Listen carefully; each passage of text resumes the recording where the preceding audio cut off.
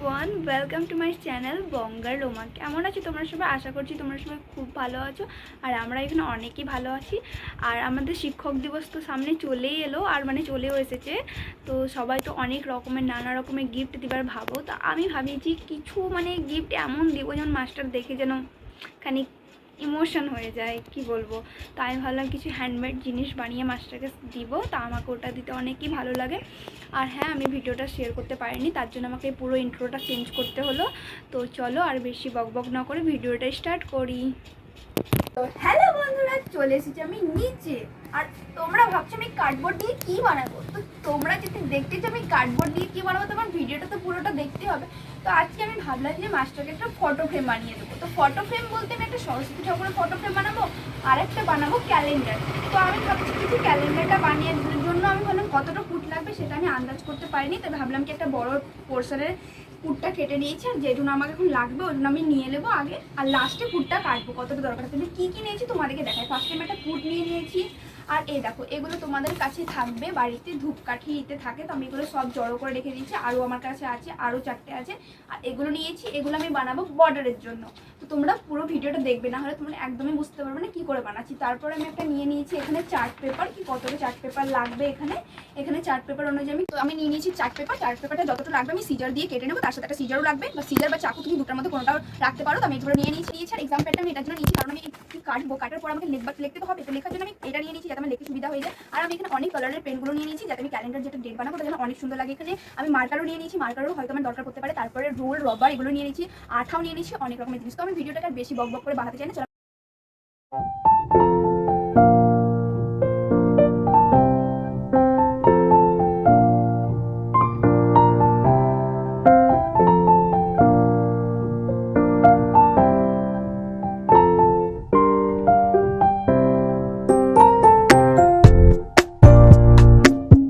দেখতে পাবে আমি মাস্টার নামগুলো পুরোটা লিখে নিয়েছি।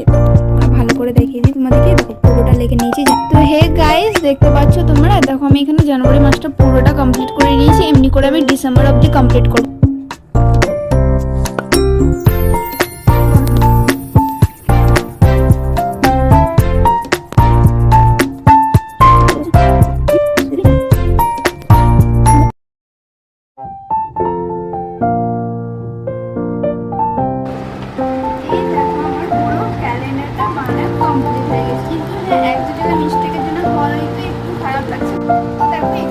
ফটো সেটে দেবো, আর এখানে একটু কোট লিখে দেবো, এখানে সাল, আর এখানে হ্যাপি ডিসেম্বর। তো কেমন লাগবে বলি। আর এখানে ফুলটা এখনো কাটিনি, তো ফুলটা কেটে আমি এটা তৈরি করবো। চলো আগে ফটোটা লাগবে।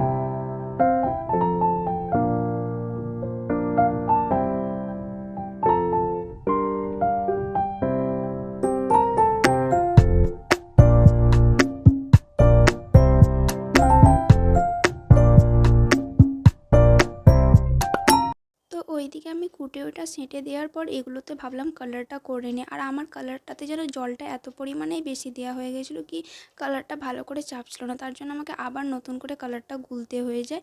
আর এদিকে এটাকে আমি ছাদে শুকাতে দিয়ে দিয়েছিলাম। তারপরে আস্তে আস্তে আমি এগুলোকে চিপকিয়ে নিলাম আর খানিক ফ্যানের নিচে রেখে দিলাম। তোমরা যদি চাও তো নিজের মতন কালার ব্যবহার করতে পারো। আমাকে এই ব্ল্যাকটাই বেশি ভালো লাগলো, তার জন্য আমি ব্ল্যাক কালারটাই করেছি। তোমরা নিজের মনের মতন কালারটা করতে পারো।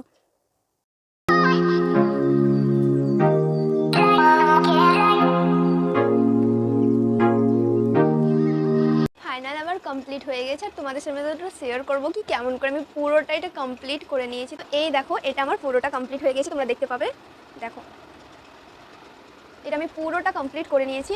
আমাকে কিছুদিন টাইম লেগেছিল, আর আমি অতটাতে তোমাদের কাছে ভিডিওটা শেয়ার করতে পারিনি, কারণ আমার একটু প্রবলেম ছিল, তার জন্য আমি এর আগে ভিডিওটা শেয়ার করতে পারিনি। আর যেহেতু আজকে আমি পুরো ভিডিওটা আমি শেয়ার তোমাদের সাথে করে দেবো, আমি কেমন করে বানিয়েছি না নাই।